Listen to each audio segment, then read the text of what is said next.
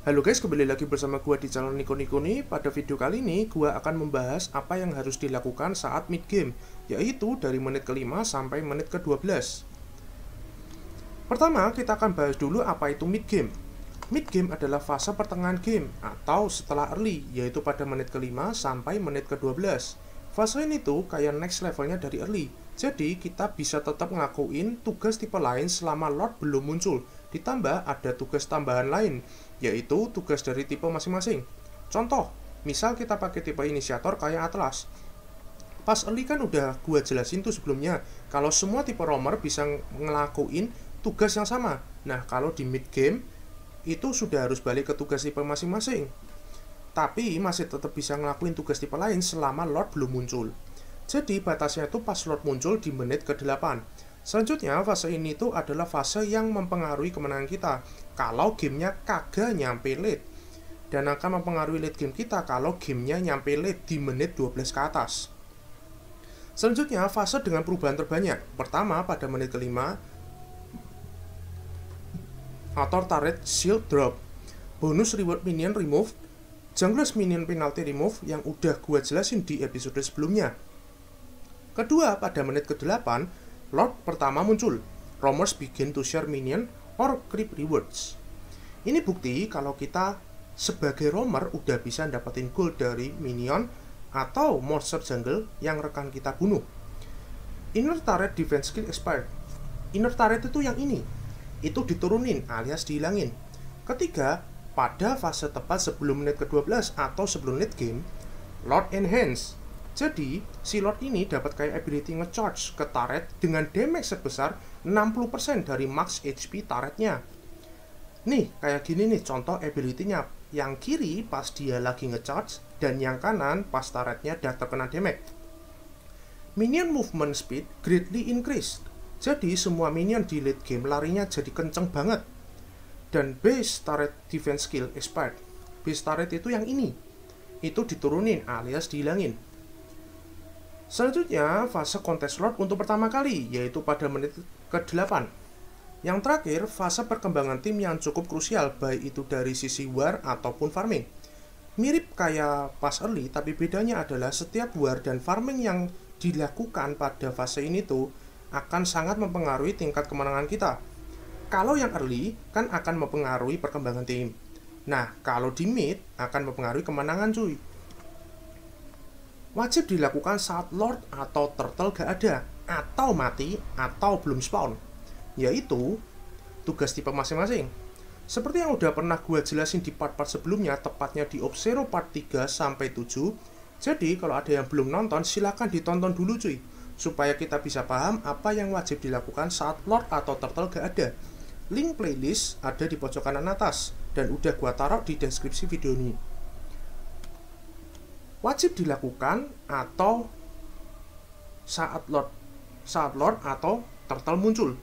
Yang pertama, tugas tipe masing-masing. Kedua, jalan-jalan berputar di sekitar Turtle atau Lord sambil buka bush.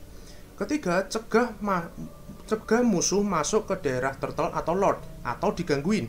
Terakhir, cari keberadaan jungler musuh, ganggu, cicil, dan bunuh.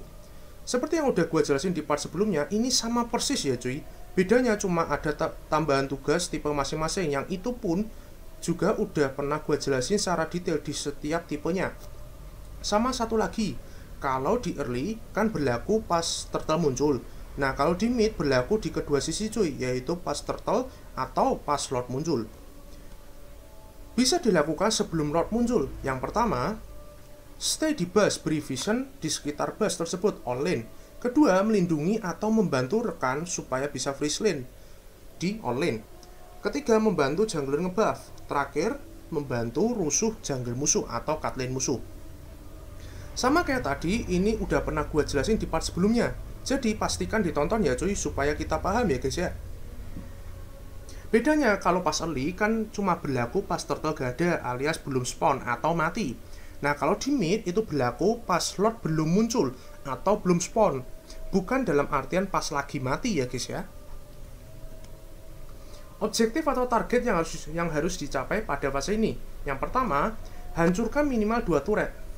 Ini minimal ya cuy, supaya setidaknya kalau gamenya nyampe late, kita udah nyicil 2 turret duluan. Kedua, mendapatkan turtle minimal 2 kali dan lord minimal sekali.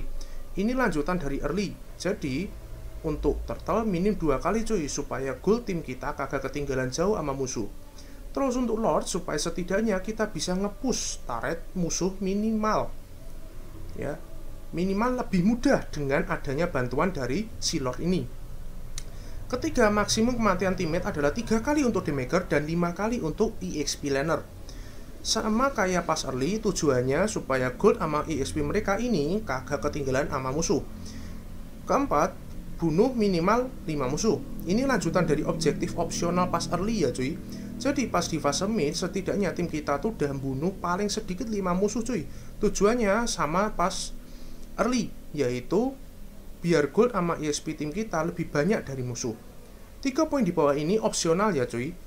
Kalau bisa ya semakin baik, kalau kagak bisa ya gak apa-apa. Yang pertama, selisih gold dengan musuh itu lebih dari 1000. Sebenarnya ini gampang-gampang sulit ya cuy, alias sedengan lah. Soalnya kalau dibilang gampang ya kagak, kan selisih 1000 itu banyak cuy. Ditambah lagi musuh sudah pasti juga bakal berusaha dapetin gold juga kan. Dan kalau dibilang sulit ya kagak juga, kan kalau seluruh anggota tim bisa dapetin setidaknya 200 gold doang, misal dari bunuh musuh atau dapetin tower atau dapetin objektif Lord Turtle, kan sama aja, jadi mudah dapetinnya. Kedua, end game di mid game. Jadi ini bisa dilakuin kalau ada setidaknya 2-3 hero di tim kita yang jago split push ya cuy. Contohnya kayak ada Zilong, atau ada Popol Kupa, atau ada Masha, seperti itu. Nah kalau misalkan tidak ada, itu ada pendekatan lain seperti metode push mid lane ya, karena jarak antar tower di mid itu kan dekat ya cuy, jadi cukup cepat lah kalau satu tim nge-push mid semua. Atau bisa juga pakai metode hero CC semua, jadi ketika musuh mau mencegah kita untuk split push, tinggal dikasih CC aja rame-rame satu tim, kan jadi enak bunuhnya. Terakhir, buat minimal satu lane jebol atau masuk ke base. Ini kalau misalkan bisa dilakuin bakalan enak banget cuy di late gamenya. Soalnya seperti yang udah pernah gue singgung di part-part sebelumnya, tower yang hancur atau bahkan lane-nya jebol, itu pressure ke tim musuh gede banget cuy. Soalnya mereka mau keluar takut kena gank, kalau kagak keluar gak dapat gold sama EXP kan, dilema mereka. Ditambah lagi untuk split push bakalan semakin enak, karena minionnya udah support semua. Oke, jadi sekian untuk episode kali ini. Untuk next episode kita akan membahas mengenai apa yang harus dilakukan saat late game, yaitu pada menit ke-12 ke atas.